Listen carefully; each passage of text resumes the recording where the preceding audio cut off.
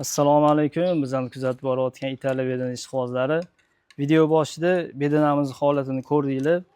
Harsillab tez-tez nafas olyapti. Bunga sabab bugungi kundagi bizadek bo'layotgan suv. Bu Italiya bedanalari O'rta Osiyoda bizadek bo'ladigan issiqqa, bizadek bo'ladigan sovuqga moslashmagan. Chunki Italiyaning o'zidagi ob-havo bilan bizning O'rta Osiyodagi ob-havoning juda katta farqi bor.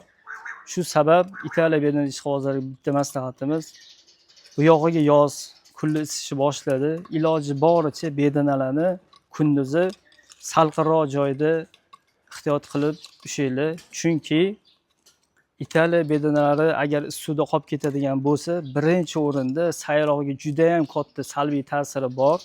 Даже so'quv bo'lishgacha olib keladi. Keyin ko'pchilik bu Italiya bedanalarini o'zimizning O'rta Osiyo bedanalari bilan issiqqa chidamliligini yoki sovuqqa chidamliligini solishtirib, keyin o'zimizning O'rta Osiyodagi bedanalar bilan pitanasini, ya'ni ozuqasini solishtirib shunaqa boqishyapti. Bu noto'g'ri narsa. Xudo xolisa, bizani kuzatishda davom etsanglar, bu Italiya bedanalarini qanaqa holatda, qanaqa donlar berib, qanaqa vitaminlar berib, parvarish qilib boqish haqida ma'lumot berib o'tamiz.